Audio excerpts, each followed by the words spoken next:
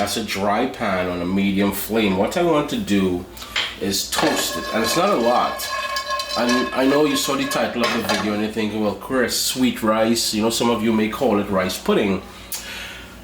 I've never seen cashews. Well, listen, my experience with sweet rice is it's a bit too mushy, and my experience comes via my mom's cousin, who will invite us every year for Diwali.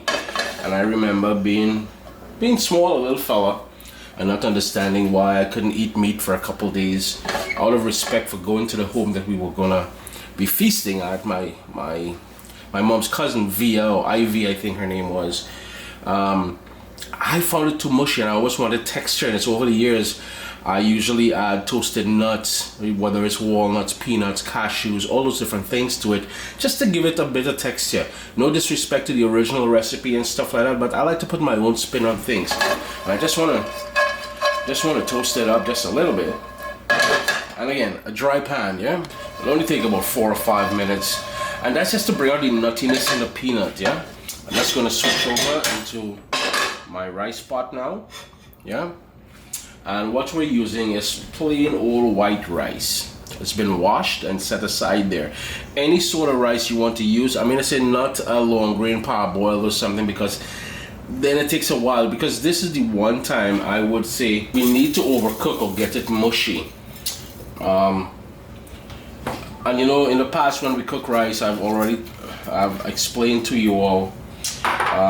And my heat is on low. I want to sort of toast it just to bring out some of that toasted notes from the rice as well. In previous recipes, when we cook rice, I ask you guys not to over stir it, because when you stir it, the grains rub against each other. Yeah, I know you guys saw it, you know, checking out the bracelet. Zaire made this for me.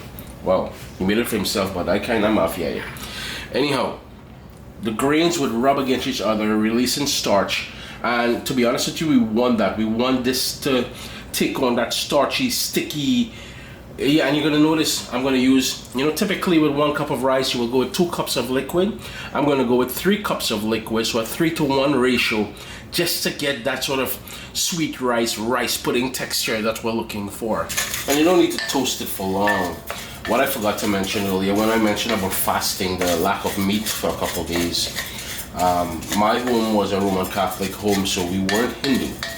So out of respect for the Hindu religion and the fact that they fast, they don't eat meat, and their fasting is a bit different than the Muslim community, who actually don't eat at all.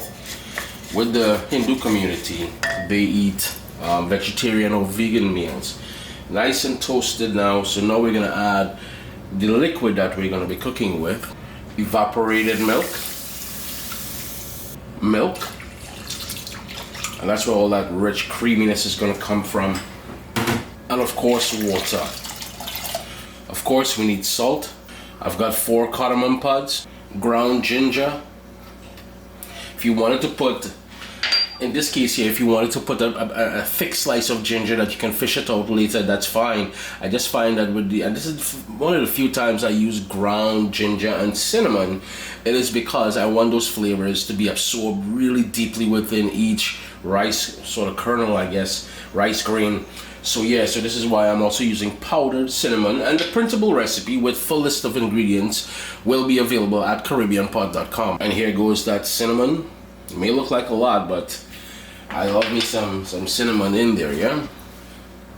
And I've got one more thing I want to add in there, and that is some grated nutmeg. And the other sort of flavor that would really work good in here, well, there are a few flavors would work good in here, and that is clove. If you want to put about 3 or 4 cloves in here, or some clove powder. I'm just scraping the bottom because Mr. Man decided he's going to stick on the bottom there. A bay leaf would be great in here. And if you have dried orange peel, the dried orange peel gives it a lovely sort of citrus note that just, you know, it works with all those flavors that you're seeing there. There's one more flavor I want to add, but I'm going to add it once it comes up to a boil because I don't want to add it too early. Start seeing tiny bubbles coming up, so I'm going in with my raisins. And you know, the sort of dried fruit that you add in here is totally optional. However, you can also be creative.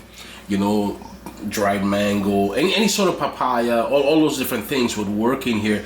So if you want to create a lovely, yo man, you can be very creative. That's all I'm saying, yeah, because I was gonna go off track there and nobody ain't trying to listen to me for too long. When I cook, it's all about balance. I want the tartness out of these dried cranberries that I'm gonna add in there. I just find that working with ingredients which complements and adds balance to the force. Are you a Padawan or what? Anyhow, I just feel that that sort of tartness brings a lovely contrast to all the milk in there, all the spices in there, and of course we have to put a couple more things, which is some vanilla, and that is some Mexican vanilla that I have there. Remember those cashews? Yeah, in goes those cashews as well too, because I wanted to pick up some of the flavor of all the spices that we add in there. Yeah, you're wondering, well, why did we toast it first? Well, the toasting was mainly, one, to cook it because they were raw, and two, to bring out the nuttiness, the oils on the surface of the cashews before we added it in there. It's been about 6 minutes, so it's time for the sweetener, and that is courtesy of sweetened condensed milk.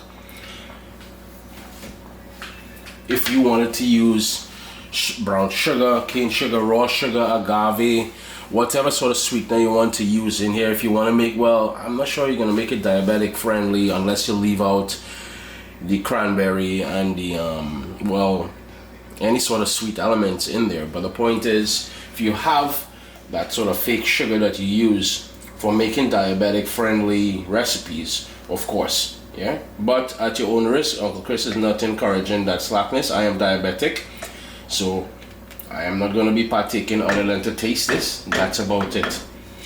One more thing I forgot to mention. If you used a cinnamon stick, a bay leaf, the cardamom pods, all those things, the slice of ginger, I use ginger powder, near the end, tweezers, tongs, take them out, pelt it out. You don't need it in there at the end because nobody's trying to choke on one of those things. The other thing, you saw me put the cardamom pods whole in there. You can crack them to release more flavor. I just want that gentle flavor of everything because I don't want to overpower. Gosh, we have so many things going on here. We're trying to overpower any one thing. It's been about 17 minutes and you can see the sort of texture and consistency it's taken on.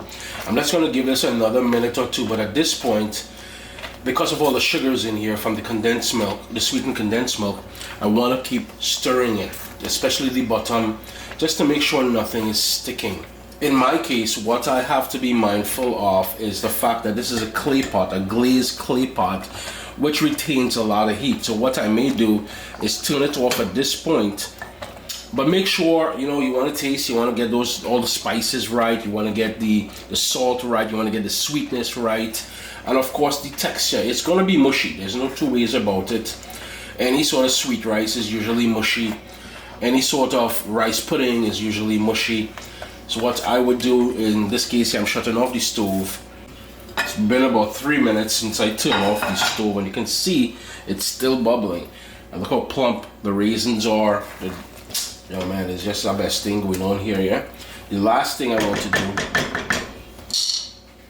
go back in with a bit of that nutmeg. If you like cinnamon, cinnamon is another good option. CaribbeanPod.com, the printable recipe will be posted within the next 24 hours on the website. So if you're looking to make this Diwali time or any time of the year, give it a try. It's real nice, just not diabetic friendly. That's all I'm saying. Agone.